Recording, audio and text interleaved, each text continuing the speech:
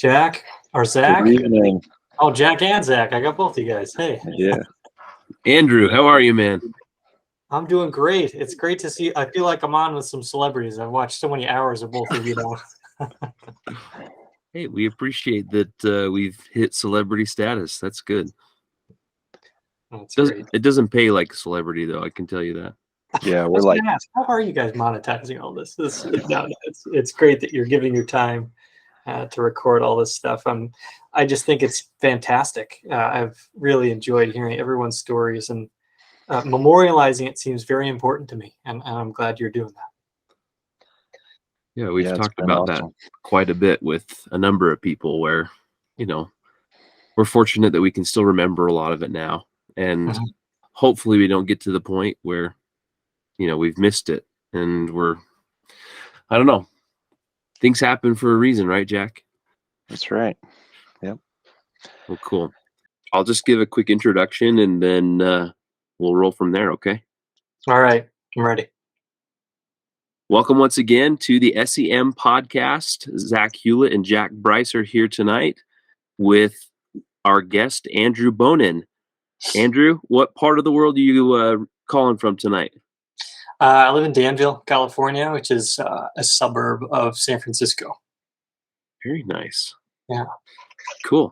Well, in conversation prior to us getting started, Andrew tells us he's one of our top 3% of listeners and viewers of our podcast. We appreciate you being one of the super fans of the podcast. But just for those listening, we'll remind you, we'll talk pre-mission, getting your mission call, skip over that to life since being home from Scotland, and then we'll go back to the mission and reminisce. So you're up, my man. Go ahead. Awesome. Jack and Zach, I was telling these guys before we started, it's like talking to a pair of celebrities here because I've spent so much time with you, and we'll just say I'm very grateful that you were both inspired to start this process, because I've been so edified listening to other missionaries' experiences. I'm the youngest, I think, that you've had in terms of most recent to return. I was 08 to 2010. Oh, wow. So to listen to everyone who came before me and the great things they set up in Scotland so that I had a working, well-oiled machine to attach myself to. I'm grateful for that. And it was so cool to understand the context of all the great stories I heard about missionaries that served before. So grateful to you both. Thank you for doing it. It's our pleasure. Yeah, 100%. It is our pleasure. Well, let's just start out where you began. Tell us a little bit about your journey to getting your mission call and then reaction to that, and we'll go forward from there. Sure. Well, I'm a hometown boy. I grew up in Danville. I live here now. I liked this area, so I moved. Yeah, we moved to Danville when I think I was 9, and then I went to BYU. I opened my mission call there. And Budge Hall with all the Budge boys. Everyone got their mission call on the same day. I think it was a Wednesday. So you'd go down to the that little commissary where you'd have your mailbox, and everybody would look for that same white envelope and opened it at night. I was a super picky eater, and so it seems so trivial now, but I was really hoping not to go to a place where they ate funky food. I wanted, middle of the fairway food. I didn't want to learn a language, but I wanted to serve internationally. And man, if that didn't strengthen my testimony of a divinely inspired call, what would, right? Because I ticked all 3 of those boxes. So I was super stoked. I remember there was a kid that opened it the same night as me, and he opened it and got called to Pocatello, Idaho. And he was so upset. I remember he started bleeding. His nose started bleeding because he popped the blood. He was, and so I had none of that. I was pumped. And I opened the call in February or March, and so I left in June. I went June to June, 08 to 2010. Okay. Yeah, so that's pre-mission. Where do I go next, Zach? I forgot. Just take us we're going to jump over the mission, talk about what you've been up to since getting home in June of 2010. That's kind of crazy because that's the month and year I got married. So, but talk about what life's been like since you've been home from your mission, and we'll go forward from there. Yeah, I'm not trying to make you feel old, Zack, on purpose. It's all good. Yeah, so I got home June of 2010. I met my wife Kelly shortly thereafter, and we got married. We have 3 kids now: James, Henry, and Dean, our 3 little boys.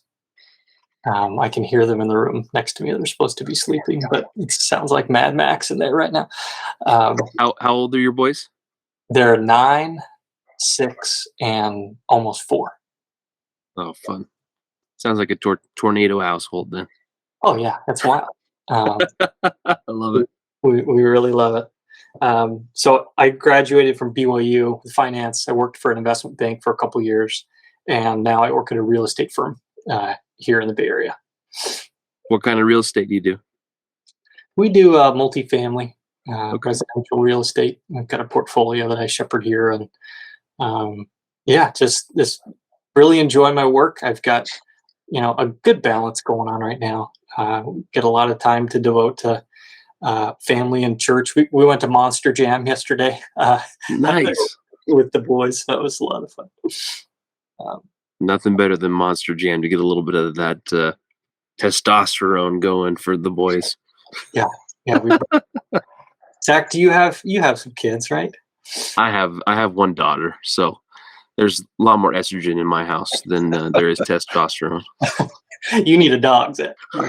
I have a dog, and he's been so good to me. Bless that man. That's great. Jack, what about you? I've got 3 children as well, 2 girls and a boy. So great. A little more balanced, but still not up there with you. Yeah, 3's been a great number for us. Going from 2 to 3 was you move from man to zone coverage, and it does feel a little crazier, but that seems like a good size. We've really liked that. It's awesome. Right. All right. Well, if you'd like to, we can go back to the MTC and talk about your experience there, and then go to Scotland. So go for it. Yeah. So I flew to the MTC from it was here, and then there was a connector in Salt Lake where we picked up a bunch of other missionaries. And I can just remember, this will be a theme throughout this call, but feeling like a little bit guilty and a little bit afraid, and feeling like I had a job to do and I better start working. And that started in the seat on the plane. And I can just remember thinking for hours, because it's a 9-hour flight, how do I talk to this Swedish guy next to me? And how do I start up a conversation that's organic, that helps me fulfill my purpose? Which, for me, I was not especially spiritual, I would say, growing up. I still probably lacked a great testimony of the Book of Mormon, even going over to Scotland. But I was grateful for that sense of duty that overtook me. And ultimately, I talked to this guy in a very stilted, awkward conversation at the very tail end of this plane ride, and it went nowhere. And I'm sure he thought I was odd for bringing that up. But it certainly set a tone for the rest of my mission. So we got there at the MTC, and my first companion, his name was Elder Turley. I think he went to Leeds, and he was.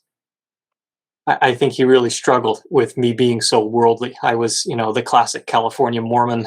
He grew up in, I think, rural northern Utah, and culturally just was very different than where I came from. Jeez. And I could remember he wrote me a note and slipped it in my journal, and I found it on the train up to Scotland, and it was a listing of my some things I could improve on. That I used foul language, that I wasn't focused and lacked charity, and I mean, it couldn't have been more spot on. I remember writing about that in a letter to my mom, and she wrote back and she said, "Well, I think he has some great points. Maybe you should work on some of those things." I'm looking for some You wanted commiseration, yeah. Yeah, exactly. But ultimately, I reviewed that letter. Actually, it's still in my journal. I found it again when I was prepping for this call, and reviewed that journal, that letter again, and it was true. There was a lot of great stuff in there that was helpful in the first couple of months of my mission. Just coming back to the MTC, I can remember Elder Care came to visit, and I'm sure he was around when. Was he Elder Care when you guys were in Scotland, or was he in a different role? He was called during my time there. Yeah, while we were there, that was when he received his call into the 70. It was pretty cool. Okay, so have you ever been in a meeting with him singing a hymn before? Oh yes. Okay. that man is a belter. He sings at the top of his lungs and will let you know that he knows the hymn. Yes. So he came, and it was maybe 20 missionaries and the trainers and him in a room, and I was like 2 seats away, and I remember having to lean away a little bit because it was just the incredible volume. But it also brings this great spirit, right? He's just so committed to the tune. Yeah. And I can remember, I think I'm getting the story right, but someone correct me if I'm not, that President Fried, who it was, I think he's moved recently, but he was the stake president in the Edinburgh stake, owes his conversion to Elder Care. Elder Care went around in the, late 90s or something, and placed Books of Mormon in all the public libraries in Scotland. And President Fried found, checked out, and read one of the books that Elder Care had placed in the Edinburgh Library, and has one of these fantastic conversion stories where he just couldn't put it down. He read it all in one setting, and then shortly after that was baptized. And he told that story while we were in the MTC. And I hope I'm getting that all right, because it's been so long and maybe apocryphal, but was just a really powerful connection to missionary work and the leadership in Scotland. I thought that was really cool. So yeah, we took the train. So that was the MTC. I can remember feeling like I had 3 weeks there, and week 2, I was like, man, it's time. Let's move on. I really wanted to get up out of there, and that food was the food good when you guys were there, or was it bad? What do you remember? I didn't think it was great. Zach thought it was. So differing opinions. Zach liked the food. What did you like? Oh my gosh. Well, I was reminded by my MTC companion, Ashley Devine, who we've interviewed, that apparently I ate more toast than I ate anything in the MTC. And again, I was a big cereal eater, and that was when I was introduced to muesli. Yeah. Oh yeah. And I was like, granola. And I ate it the first day. I was like, bleh, this is so bland. And just didn't have what I wanted. And so it kind of put me off, but I did not go hungry. I can tell you that.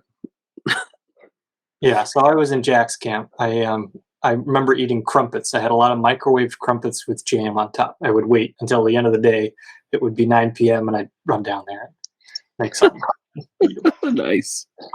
That's awesome. Yeah, so I was ready to get out of. I wanted the rubber to hit the road, and hopefully the food is better up there. That's what my. Again, maybe that'll be a theme to this podcast. Andrew needs good food.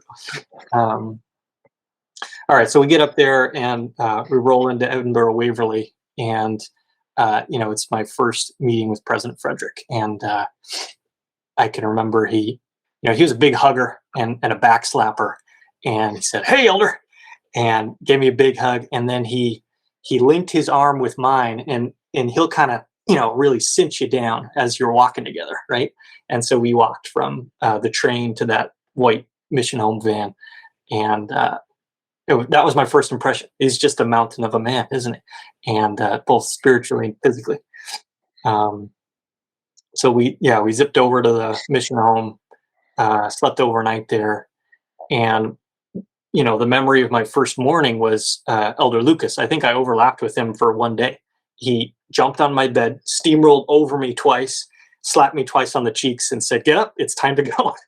And I think that's probably his personality in 10 seconds. Oh my gosh. He never would have done that at the beginning of his mission. He was too timid. I don't know where he just came out.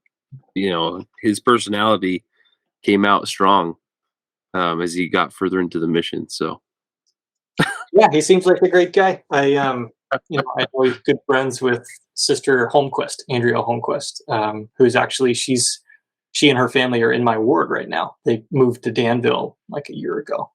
Oh, really? Wow.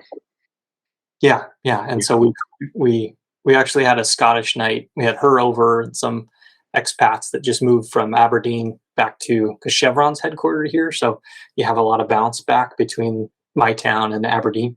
So we have, I think, 4 families that have lived in Scotland at some point that live in our little stake here. And cool. That's cool. And actually, Amy Roy came as well. So Amy Roy's family lives in Aberdeen still, and she married an Australian guy who's got a job in San Francisco, and they live over in Palo Alto. So wow. It's really fun to get together with that group. And Bishop Dave Burden as well lives in. He lives close. Maybe I shouldn't say on this podcast where he lives, but he was. He was the bishop in Edinburgh when I was there. So that's really cool. Yeah, it's nice to have those folks close and talk about neeps and tatties and have haggis together. There you go. Cool.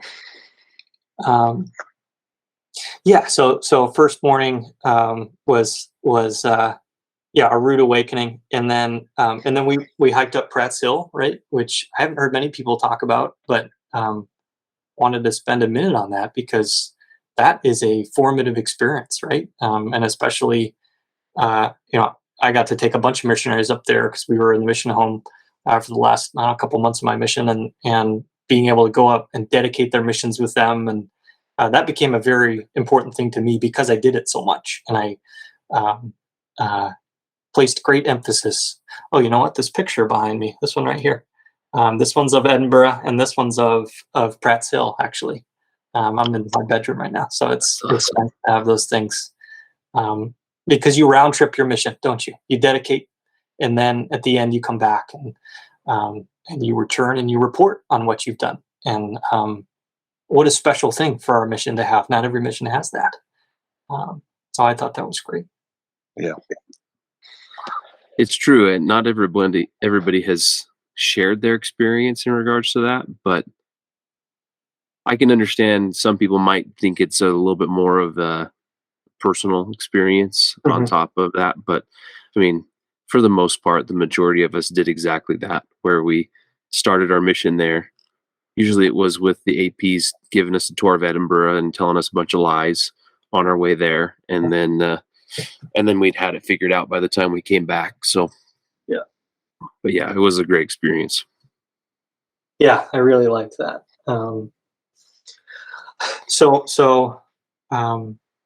After we came back, we were placed in our companionships, and I served with Elder Yuri. He was a great example to me. What a great person to start with. I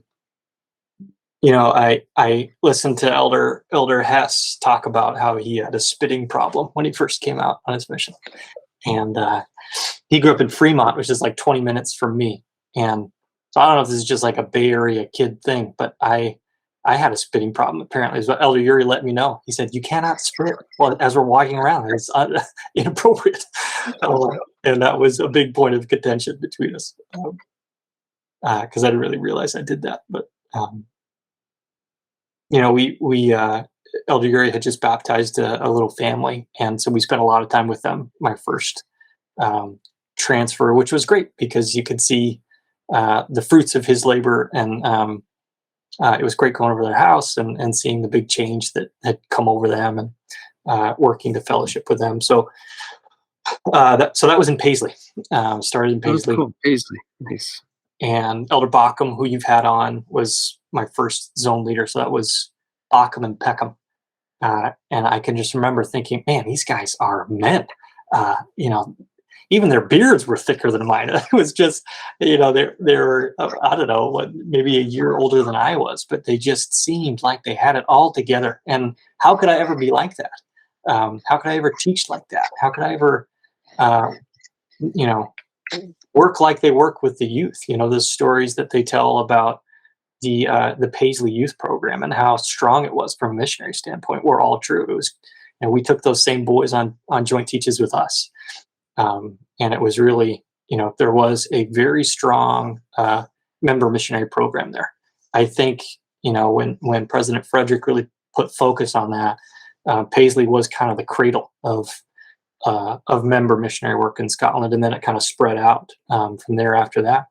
And Bishop Billy Govins was great. The bishop over in Ayr was awesome as well. You hear these just fantastic stories about working with them and how missionary focused they were. So that was a great place to start a mission. Yeah. Love it. Okay, so that was Paisley, and then I moved up to Dundee with Elder Kuhn. And you guys spent a lot of your time in Dundee, is that right? Dundee, Aberdeen, kind of. Yeah. Yep. We both did. I was like East Coast the whole mission. Yeah. I spent over a year in the Dundee zone because I was in Montrose for 6 months, and Dunfermline was in the Dundee zone at that point too, and I was 6 months there. So. Oh, okay, great. So Montrose was senior couple when I was there for the whole time. Oh wow. Dunfermline was sisters, I think. So I was in Dundee 1, it was called, which was like the Keoghs. Remember the Keoghs? Oh yeah, love the Keoghs. So is that the Liff Road chapel, or was it part of was it Bingham Terrace, the Stake Center? We were Bingham Terrace. Okay, cool. Yeah, that's where we met. So I served with Elder Kuhn, whom I'm still great friends with to this day. He lives in Arizona. He's a great guy. I can remember meeting him at the. He came off the train, and he saw me from maybe like 100 yards away. I love this story. And he wasn't looking down at all. He was looking at me because he had seen my tag, and so he picks up the pace, and he's got a suitcase in each hand, a rolly bag, kind of pulling them both behind him on either side. And there was those utility poles right in the middle that just caught him right at the pass button. It just bent him in half, and he fell. So he's rolling on the ground. It was very painful. Jeez, that was your introduction. That was my first encounter on the Kuhn. And that set the tone for our whole companionship. We had a great time. I mean, some of these stories. We were 19. We were kind of just little kids, right? And we had a big job, a big boy job that was very serious, but we were also, just teenagers, just dumb teenagers, right? That's right. I mean, I can remember Elder Kuhn and I were sleeping. You go to bed, sleep in the same room, not in the same bed, right? So we were doing that, but our beds were super close together, and I waited until he fell asleep. Was almost falling asleep on it, and I whipped his duvet cover off, and you could throw it all the way down the hall and down the stairs if you whipped it, right? So I did that, and then he goes and gets it, and then comes back, waits till I fall asleep, and then does the same thing to me, and that went on for back and forth till 3 a.m. Oh gosh, yeah, goofballs. We had a great time, and what I really remember from Elder Kuhn, because we served with each other for only 3 months, but around each other for most of our missions. And he's just an incredible man of faith. What a great spirit he taught with. And he has a great little family now, just really solid guy. And I loved seeing him continue to just become more Christian as he went throughout his mission. He's a good man. So then I stayed. He left. I think he went to Glasgow, and I stayed in Dundee. And Elder Hawkins came, and I think he had 11 brothers and sisters. Maybe it's 9, but I think it was 11. He comes from a huge family. He's an English guy, and he would eat his food with a speed unmatched by anyone I've seen since. And he tells me it's because he had this Competition. scarcity mindset. If you didn't, take what was yours, you wouldn't get it. And Jeez. Oh, Yeah. goodness. we had a great time as well. We spent a lot more time with the members. I would say with Elder Hawkins, and spent a lot of time at the Veals house, who are a great family that live in Dundee. They've got maybe 4 kids, and I think he's a policeman, and he had some rental property, and I remember talking to him a lot about that. That's kind of what I do now, and I was very interested in that. The Keoghs have. Oh, they might have 12 kids as well. It seemed like they had 3 or 4 kids on a mission the whole time that I was there. Yeah, that's probably true. Yeah, Charlie and Sheila. And they were just, I think because they had missionaries out, that always kind of encourages you to be extra kind to the missionaries that are there. And they were just super sweet to us. Love spending time at their house. And, that was, one of the I think most rewarding parts of my mission was in Dundee. And we met and taught this little girl, Chelsea Cameron. She was 9 at the time, and it was actually she's related to the Veal family. And one of these situations where it was just put in your lap, and she would just have these amazing insights after reading the Book of Mormon. And fast forward to today, and my wife and I visited. Oh my gosh, almost 4 years ago now. We went back to Scotland and did London, and spent half a day with Chelsea when we were there. And she's almost 20 now. She might be 21. And it's just doing great. Such an inspiring person. And it's really rewarding to keep track of her and keep in touch with her, because she has incredible faith that she wears on her sleeve. Her social media, her she's just very vocal about the way the church blessed her life, and the way the Spirit helps her out. And it was just so lovely to teach her with Elder Hawkins. Awesome. That is cool. We also, Dundee was,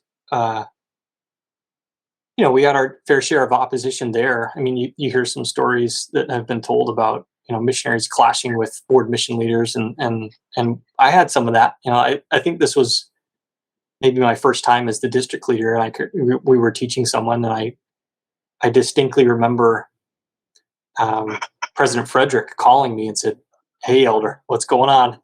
and a direct call from President Fredrick generally means there's some controversy, right? Something has happened. He's gotten a phone call about me, and he was, very tactful in his approach, but I could tell that someone had said, these missionaries are moving too fast. They got to slow down a little bit and make sure they're teaching the full doctrine. And at the end of the call, President Fredrick said, I asked him, I said, "Well, what do you think I should do?" And he said, "Well, it's your stewardship, Elder. You decide." I'm totally floored by that, right? And so here's what I decided. Okay, I called the board mission leader, and I remember distinctly saying, "Well, it's my stewardship, and I'll baptize him in the Firth of the Forth if I have to." And, oh man, you can imagine how that went over. So again, this is the follies of youth, right? I mean, the 19-year-old showing through, and it was great to learn about that in that setting, to have learn about all that conflict management and how to present myself. But it ended up being fine, and that baptism went through, and everyone involved was, I think we patched that up. But there was this kind of tension, right, between missionaries really wanting to achieve their purpose, and I think people feeling like, hey, you're going a little too fast. Yeah. Was that during the hammer time period, or was that after that? We really kind of missed all that, right? By 2008. Okay. I was We just were- curious if that was still kind of bleeding its way from that point, or Yeah, the mission's like a living, breathing thing, right? And it has its own culture, and that was certainly part of the culture. We were reporting numbers a couple of times a day, and I Wow. think that was just part of the program. I didn't know any difference, right? Sure. There wasn't much transformation that happened while I was there. Yeah, 100%. I get that. Yeah. So okay. So that was with Elder Hawkins, and then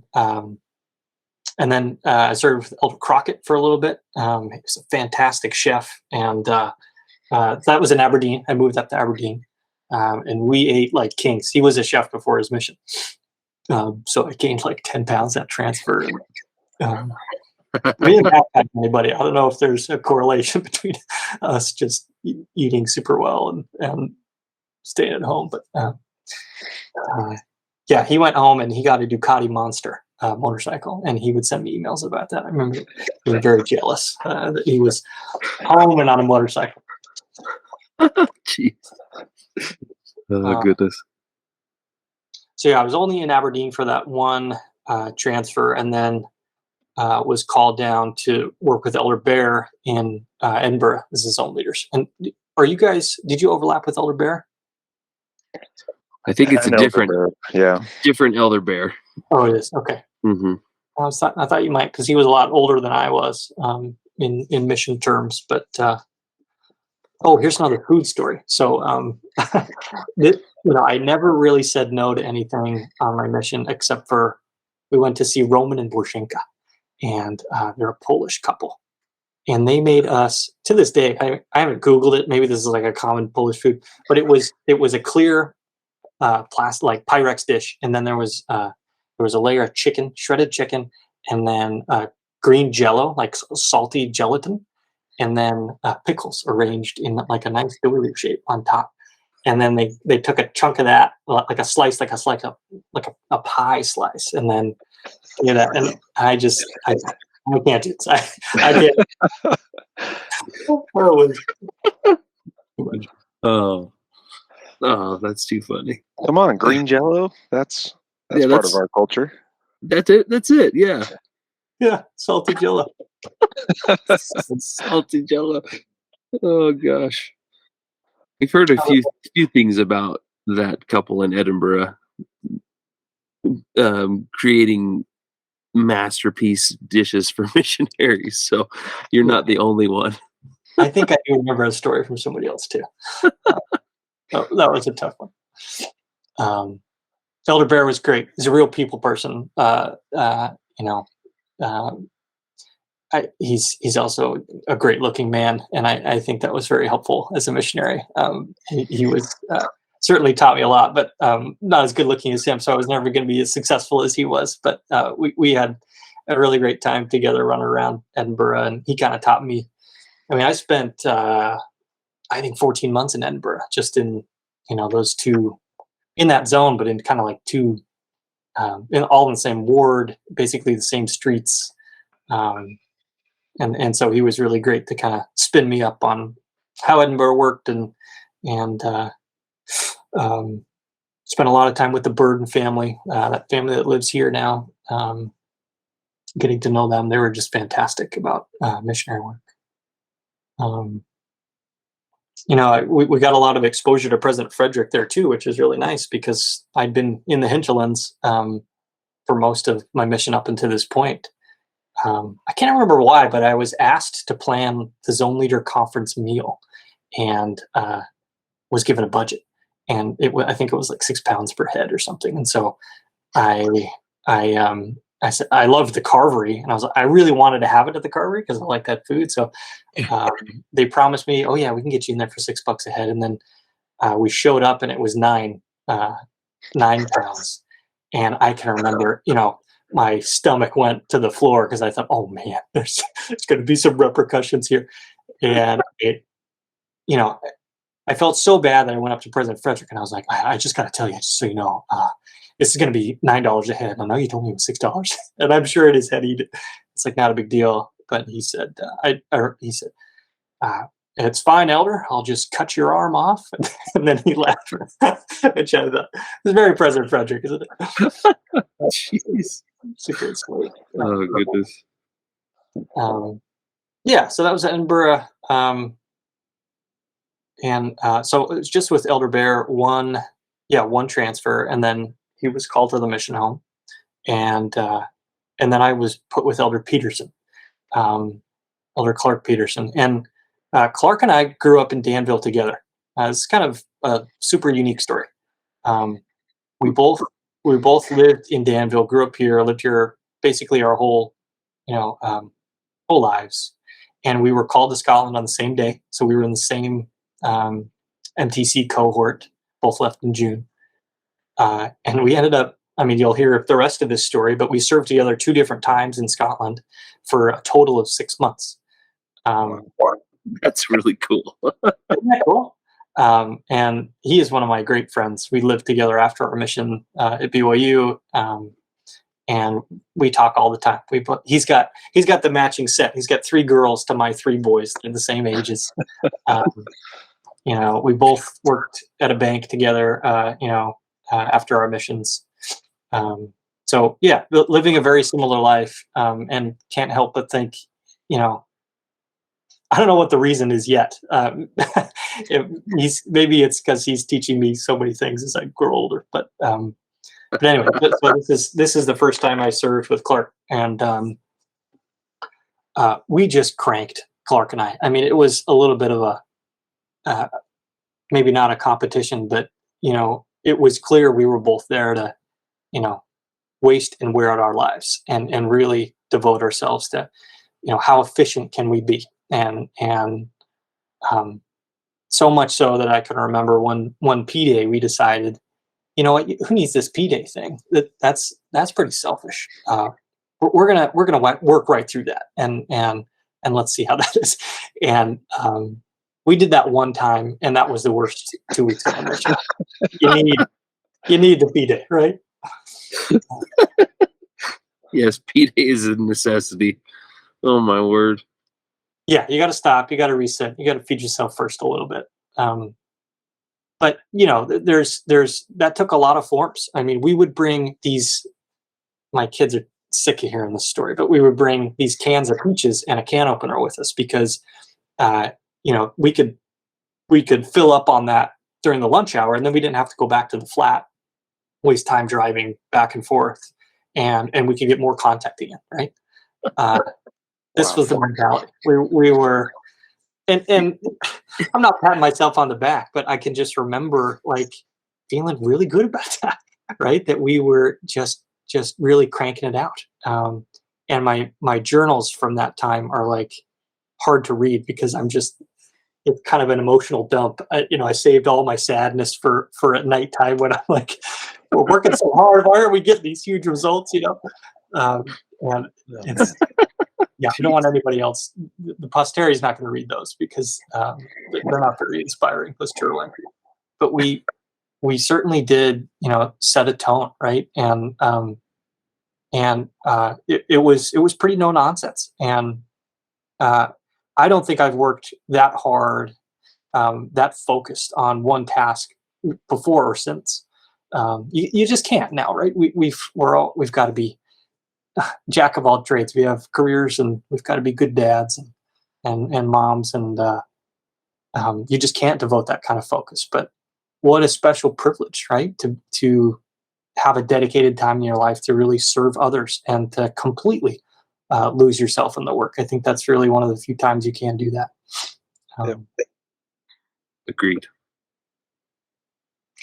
Yeah. So, okay. So that was round 1 with Elder Peterson. That was, I think, only 6 weeks because then he got called into the mission home, and I went up to Aberdeen this is just my one stint in Aberdeen with Elder Monteith. And Elder Monteith was great. We had a lot of fun together. He was just such a sweetie. Oh, geez, I got another food story. Okay, so we were we went to this luncheon, and it was just like salads, all these different salads, and salads that young Elder Bonin didn't eat. Potato salad, I couldn't do the mayonnaise, and so I got ladled up. I remember that it wasn't like choose what you want to eat, and it was mostly potato salad, and I'll never forget this. He could see it was this unspoken thing. He could see it, and he just would reach over when this member that was feeding us, who I won't say their name because I had a terrible attitude, and he would scoop chunks of potato salad off my plate and onto his plate, when she was turned around or something. And he got through like 3/4 of that potato salad meal for me. What a sweetheart. Champion. Oh my gosh. Elder Monteith was great.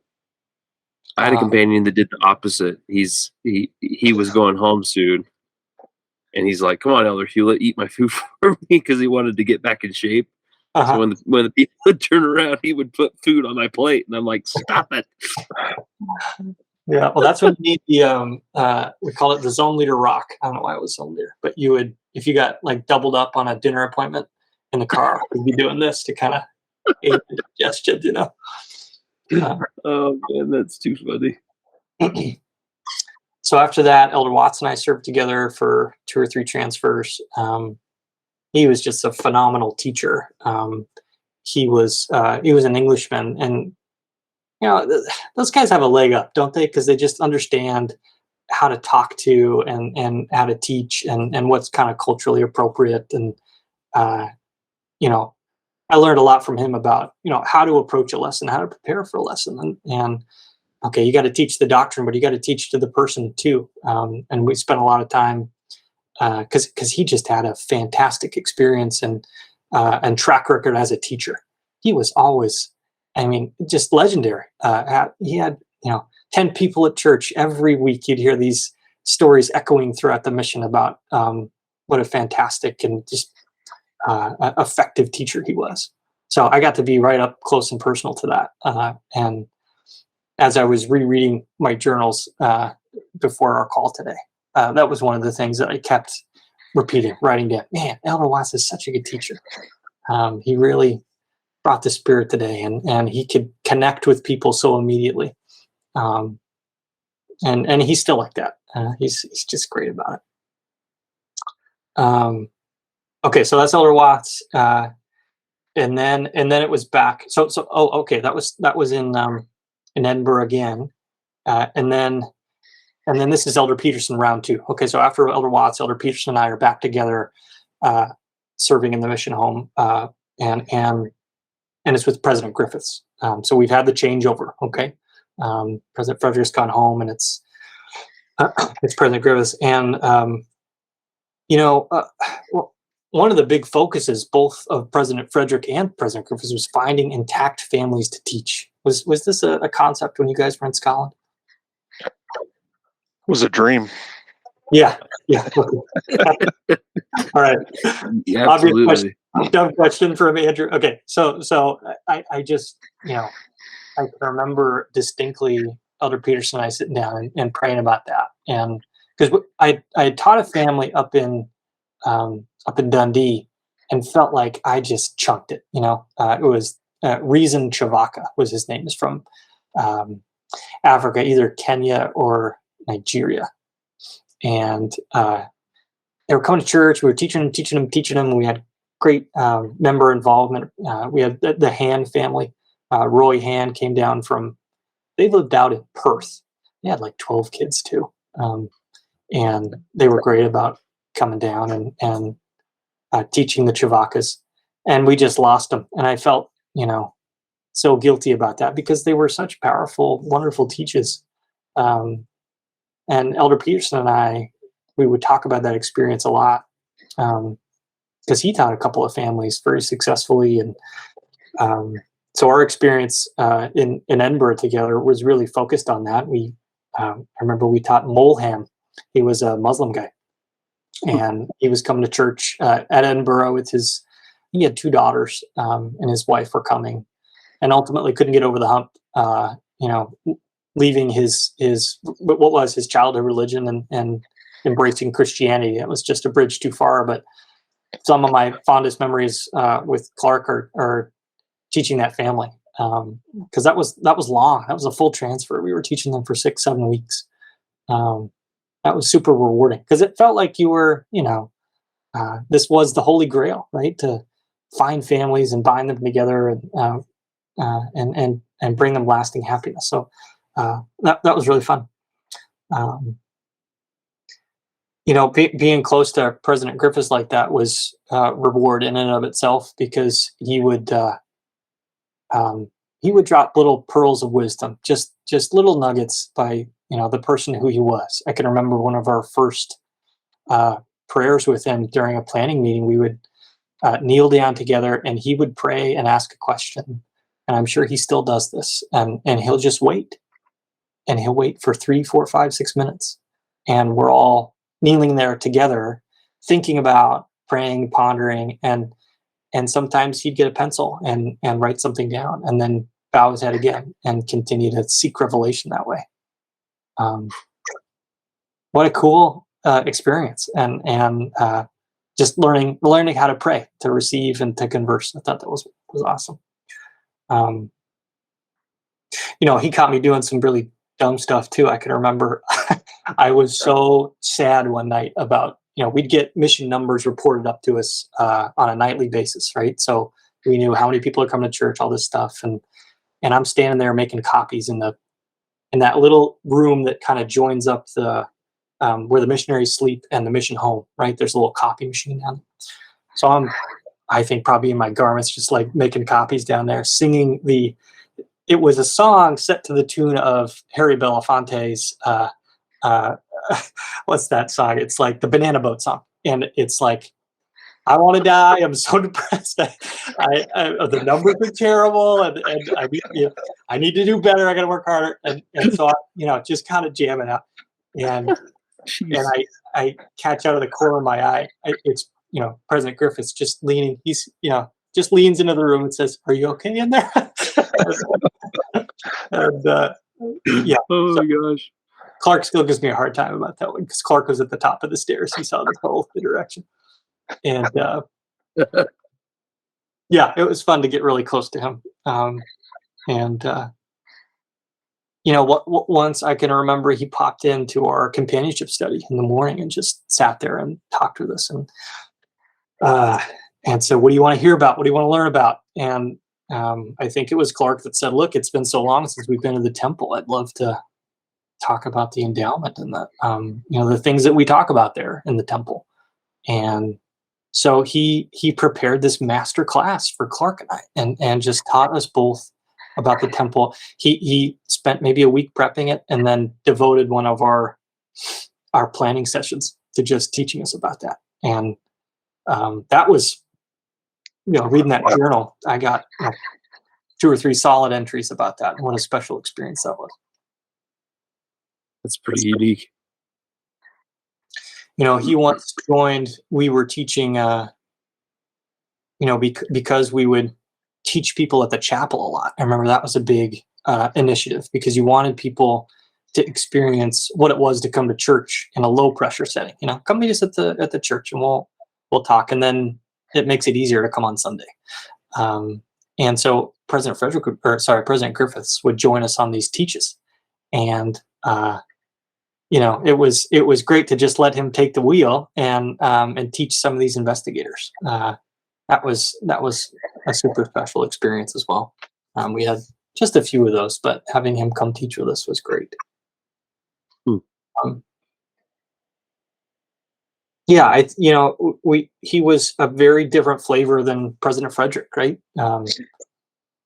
President Fredrick was, instituted a lot of these programs that were numbers focused and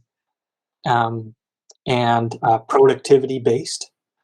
And look, there's great scriptural and prophetic backup for that. What does President Monson say? Is like, when performance is measured, it improves, and when it's measured and reported, the rate of improvement accelerates. And I remember we would talk about that a lot as justification for some of this, what I hear described now as like over-reporting, right? Calling in a couple of times a day, which probably sounds nuts to you guys, right? That we were doing that. Does that sound crazy? Yes, it does. We've expressed that to many of the missionaries who were involved in that, and we were just like, "How did you get anything done? You're probably on the phone all day and they those people admitted it. They're like, yeah, there were instances where we were on the phone, well past 10:30, and we were looking at each other like, okay, this is just what we do. And I'm like, that sounds ridiculous. I would have put my phone on do not disturb really quickly and said, please call me tomorrow. Call. Yeah, and then the zone leaders would have come to your house, Zack, and said, "Why is your phone on do not disturb?" That's probably true. Oh goodness. Yeah, so I got to live through. I use that analogy of a well-oiled machine, right? Because things were really humming when I got there, and you were gonna work, and you were gonna get this thing done, and that was hard for some. I think I'm grateful that it didn't rub me the wrong way, because I think it would have been really, really difficult. And I know for those that were opposed to that kind of, daily check-in, it really grated. But as my mission was bifurcated by almost equally between President Fredrick and President Griffiths, and President Griffiths wanted to bring a less numbers focused and more Christian approach. Maybe Christian's the wrong word, but more thoughtful and individualistic approach to missionary work. And so some of that reporting kind of died down, and there was, ministering to the one was his key priority. Along with being, it was very important to him to achieve our goals as well. But I enjoyed seeing both of those different styles, right? Because things did change a little bit when he came. I was 4.5 months with Elder Peterson, and then he finished his mission, I think in Glasgow, and I served with Elder Day for only 6 weeks, but it feels like more because we had such a great time. We crammed a lot of fun into just 6 weeks. He would play roundabout roulette, is what he called it. So there's think of when you're at the mission home and you drive north to J.K. Rowling's house. There's 3 roundabouts on that road. Can you think of that? Yeah. I never drove through Edinburgh, so I don't know. Everybody else drove. I wasn't paying attention. Okay, you were up in Dundee for so long, huh? Yeah, it was. Okay, so there's these 3 roundabouts that you had to pass through, and Elder Day would look at me. So he's in the driver's seat, and he's looking at me in the passenger seat. He'd maintain eye contact, and he would drive up over the middle of those 3 roundabouts, not looking to see if there's cars coming either way, or it was just bananas. He was an absolute wild man. That's just emblematic of his whole personality. It was just a fun time all the time. We would save up. I can remember we would save up. We probably shouldn't have done this, but we would not buy super cheap food. We go to Aldi's and get canned goods and stuff. And if you were frugal enough, you could save up 43 pounds 50, and that was enough to get you in to the go-kart track. So we'd take the whole zone and use our mission cards to do go-karts because Elder Day loved to drive, and so we did that 2 or 3 times during our time together. That was really fun. Jeez, it's pretty funny. Yeah, he's a good man. He was another one of those fantastic teachers. Just was great about teaching to the person. Not so much concerned about, but he just had a great way of connecting and could discern concerns and problems and issues in such an incredible way. I can just remember sitting back in some lessons and watching him teach and thinking, man, I wish I could teach like that, because he's just a fantastic teacher. And we still talk off and on. he's an English elder, so he lives in the northern part of England, and I just talked with him last week. I'm trying to get him to do this podcast thing because I really want to hear what he has to say. Awesome. Yeah, it's been. Get him on. You come back and interview him too. Oh, that'd be fun. There you go. That'd be great. Yeah, Craig and I had a really good time. It was really fun pulling together. We would do these zone leader councils. You guys probably had those too, and I can remember preparing for those with him in particular. Was just so powerful. It was great to see how his mind worked, how he could put a lesson plan together and teach it and execute on it. He always knew, what the mission needed and what that leadership group needed to hear. It's great. Just checking my notes to hear, see what I missed. So yeah, the mission changed a lot, right? In the time I was there. When I arrived, there were 250 missionaries in Scotland, and we left with 78. Holy cow. Oh my gosh. And we were whittling down to prepare. I mean, you guys know this now, right? But it's the Scotland-Ireland mission.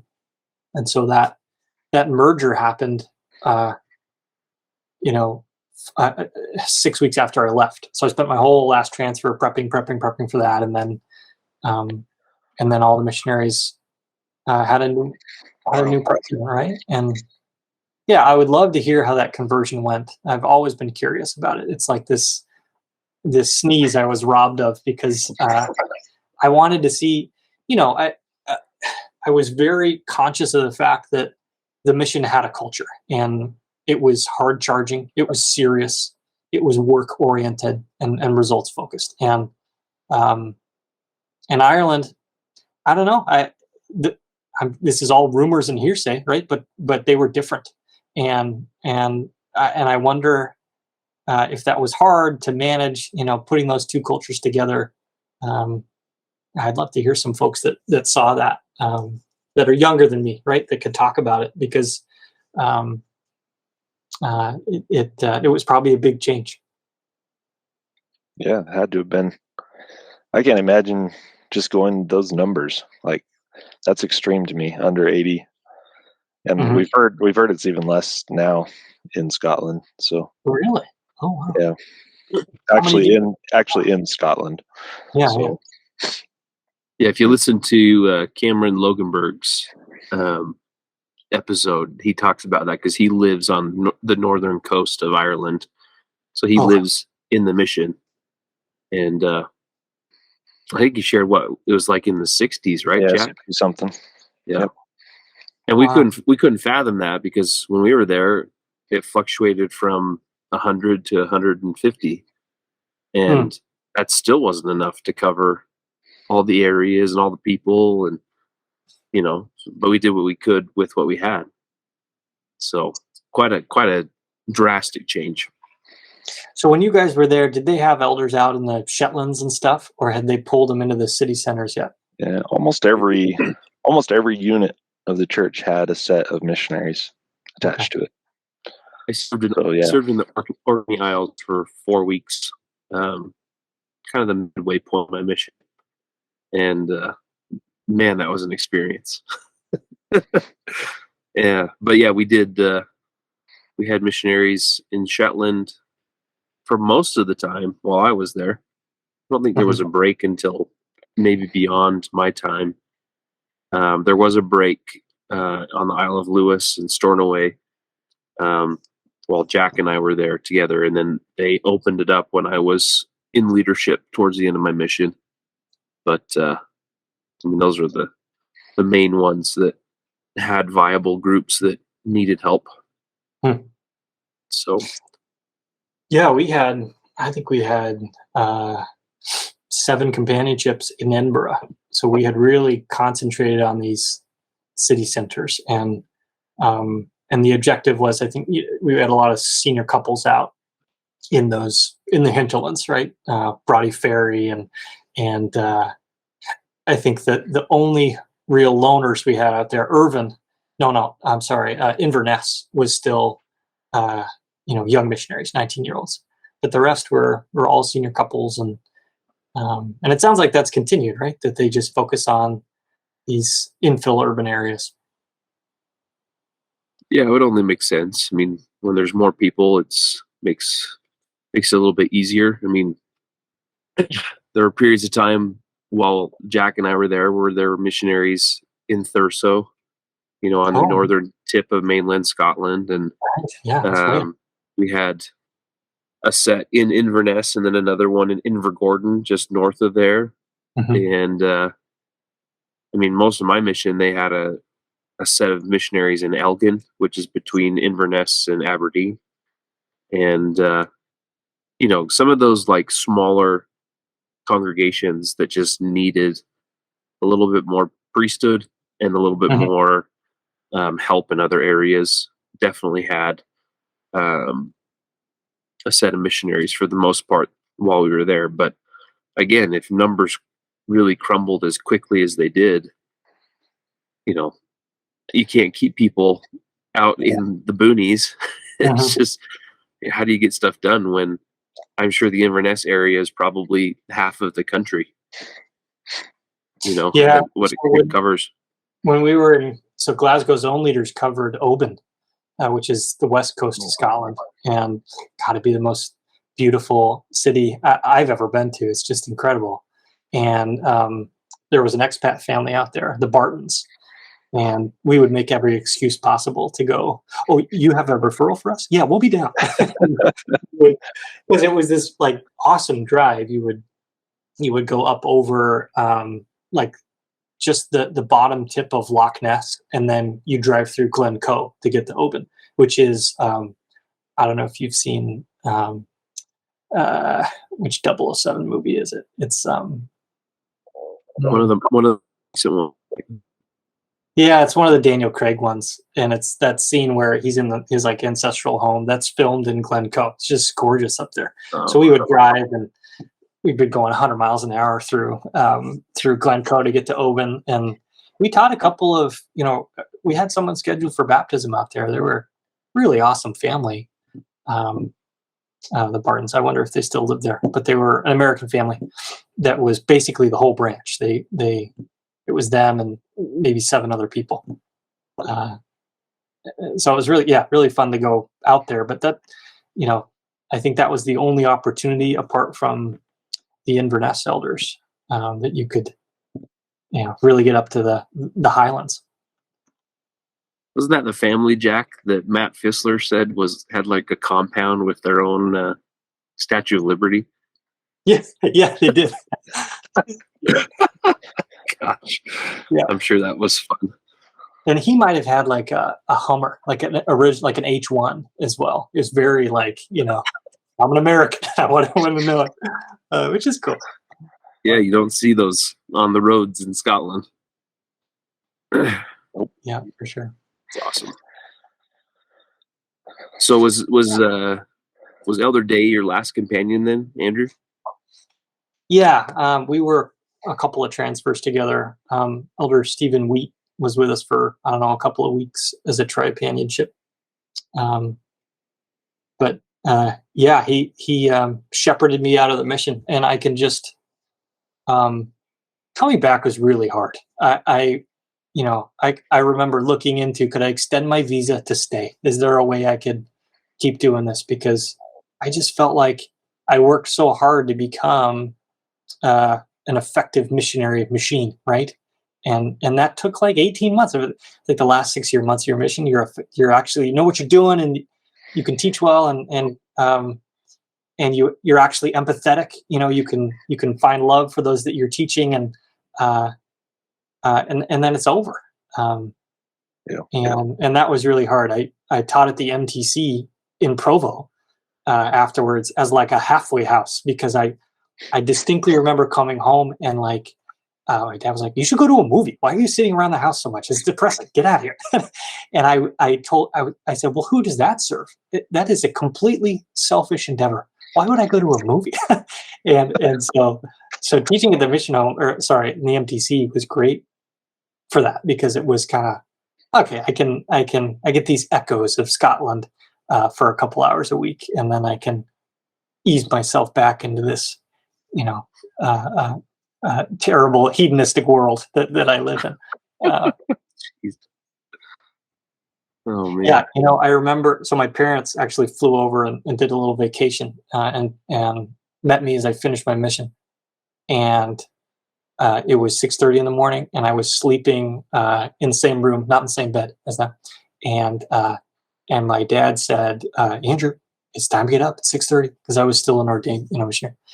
He said, "Andrew, Andrew," and I didn't respond. And he said, "Elder, it's time to get up." And my head popped out the bed. And, I was an elder, right? That was so important to us. It wasn't. You didn't call each other Bonin. It wasn't. I wasn't saying, "Hey, Peterson." It was Elder Bonin. And you earned that title, and that was important and sacred and special. And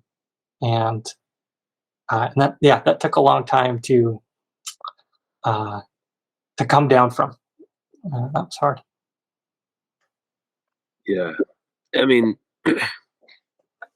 I had an experience, and I think I shared it on my episode, but I could be wrong. But I remember one of the MTC teachers in Preston, talked about the badge and the title of elder and who holds that title in the church. And like that kind of hung over my mind for all of my mission, just missionaries and the Quorum of the 12 are elder last name. And so Right. for me, I was like, that's an important thing to consider, is that yes, I'm not on the same level as those seers in our church, but I still had a hugely important job to do as a representative of the Savior. And so yeah, that was something that I thought about quite often as I walked around, and just an amazing experience. Loved everything about Scotland. Yeah, and I thinking back to just my call, right, and how personalized it was. I was just so grateful to you hear. I think everyone who's done this has talked about finding a love for the Scottish people, and I can remember sitting in discussion with Elder Care, not discussion, but he was presenting to the mission, as a whole, and talking about how grateful he was that we came there to teach his people. And I remember feeling like they're my people too at this point, and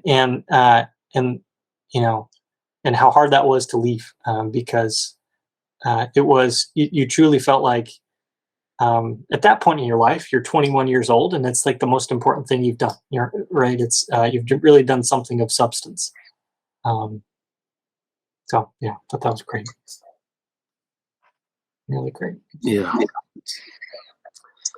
Well, Andrew, we've enjoyed having you. Is there anyone else besides your list of companions that you can think of as far as future guests that you'd like to call out and invite to participate?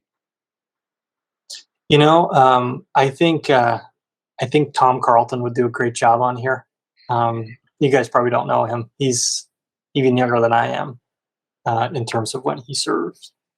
But he'd have some great insights. I think he lives in Canada now. He's an English expat living in Canada. I'd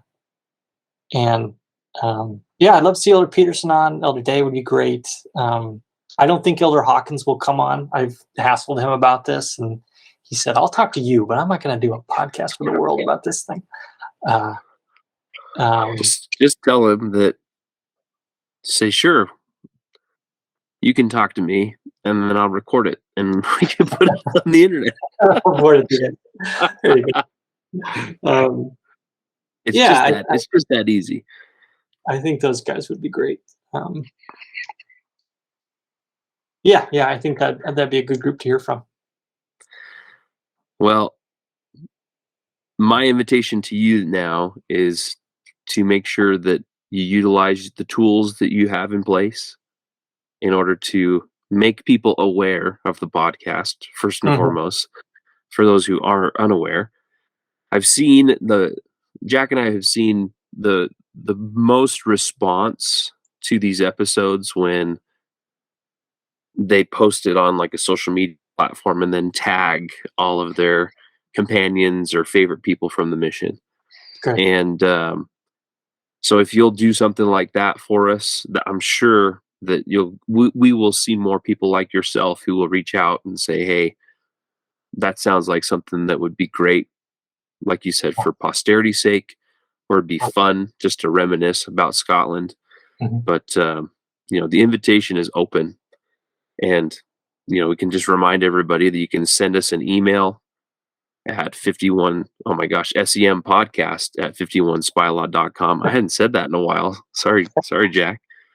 Or visit our website at 51spylaw.com and fill out a contact sheet there, and we'll get you on the future schedule. But more than anything, we just appreciate you taking time to speak with us, share your story, share and reminisce. And I know that there will be a lot. I mean, honestly, we just stretched the influence of who we have from the Scotland Edinburgh Mission by talking with you tonight, Andrew. And that's awesome. So we really appreciate that. Yeah, I think you've bumped us up to about 8 years now. We're covering like 2002 to 2010. So yeah, it's pretty remarkable. Yeah, and there's more and more people that are hearing about it too. Like Christian Lucas actually reached out to me yesterday and said that there's a former mission president and his wife who are interested in participating that oversaw the mission from 2016 to 2019. Oh, great. And That'd be fun. that would be deep into the trenches of the Scotland Ireland mission, but it's not to say we wouldn't love hearing about what the current status of the mission is, post them. And I'm sure that they're grateful that they missed the COVID period, because that was, I'm sure, very challenging. Mm-hmm. But, those are the things that this continues to grow because of the word of mouth. And so we're really appreciative of you, like I said, being a super fan, sharing, and then just continuing to listen as you do. So, well, I'd love to hook you up with President Griffiths and Sister Griffiths as well. I talk to them from time to time, and I think they'd like to do one. I'm trying to get a hold of President Fredrick too. Well, because I served under President and Sister Fredrick for the last 6 months of my mission, I do have their contact, so I will reach out to them. But if you can get us in touch with the Griffiths, that'd be awesome too. And then, man, it'll just keep growing. Like Jack and I can't believe how deep this continues. It's pretty remarkable. So, well, thanks for your time, guys. We'll talk to you soon. Yeah, Andrew, we love you. Thank you so much. Have a great rest of your night, brother. See you. Bye. Bye.